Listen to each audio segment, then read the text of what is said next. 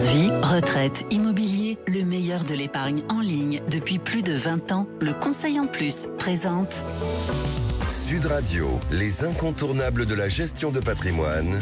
Thomas Binet, Philippe David. Bonjour Thomas Binet, nous vous retrouvons tous les jeudis soirs avec votre consultante Stellane Cohen, présidente d'Alta Profit, pour nous parler gestion de patrimoine. Aujourd'hui, vous allez nous parler d'impôt sur le revenu. Oui Philippe, parce que la période de la déclaration d'impôt bat son plein et c'est l'occasion de revenir sur deux notions essentielles qui ne sont pas toujours très claires pour le contribuable et qui ont un impact sur l'impôt à payer. Certaines mesures, pour être incitatives, sont accompagnées de déductions ou réductions d'impôts. Elles permettent dans les deux cas d'abaisser la facture fiscale, mais de façon très différentes. Stellane Cohen, peut-on définir chacune de ces notions ? Oui, bien sûr. Alors, si on commence par la déduction fiscale, il s'agit donc d'une somme qu'on va déduire de son revenu imposable. Il va venir diminuer l'assiette de revenus imposables.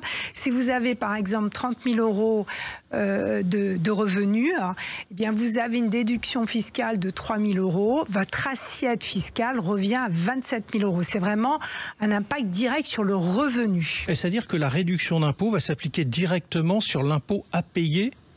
Alors, la réduction d'impôt est différente parce qu'effectivement là, elle va s'imputer directement sur le montant de l'impôt à payer. C'est une étape supplémentaire et elle va vraiment avoir un impact direct en quelque sorte. Et si on ne paye pas d'impôt, c'est reportable l'année suivante ?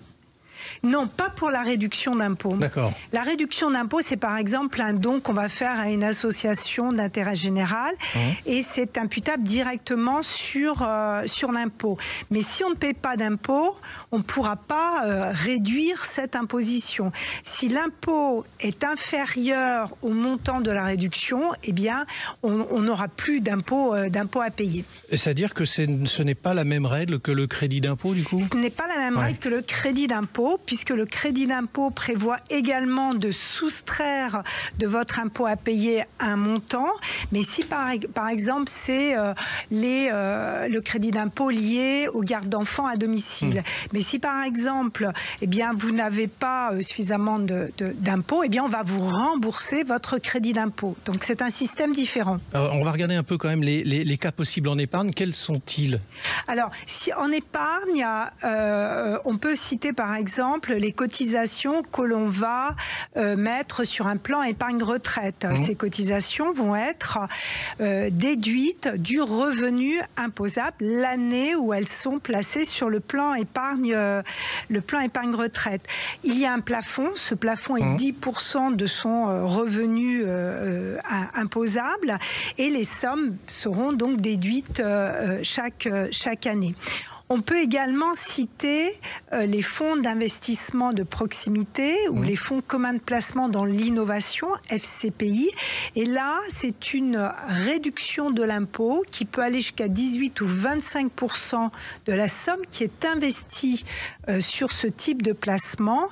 Et là, c'est pareil, vous avez un plafond, c'est 12 000 euros pour un célibataire, veuf ou divorcé et 24 000 euros pour un couple. Donc ces niches fiscales sont plafonnées ? Alors, au global, elles sont plafonnées, effectivement. Il y a un plafond pour l'année 2024 qui est fixé à 10 000 euros. Mais on sait aussi qu'il y a certaines déductions fiscales qui ne rentrent pas dans ces niches, comme par exemple le plan épargne-retraite. Et c'est ce qui fait sans doute son succès. Merci à vous Stellane. Merci Stellane et Thomas. On se retrouve jeudi prochain pour un autre numéro d'Oser Investir, les incontournables de la gestion de patrimoine. Et on vous retrouve également Thomas tous les dimanches matins dès 9h30. Sud Radio, les incontournables de la gestion de patrimoine. Thomas Binet, Philippe David. avec Alta Profit, assurance vie, retraite, immobilier, le meilleur de l'épargne en ligne depuis plus de 20 ans. Le Conseil en Plus.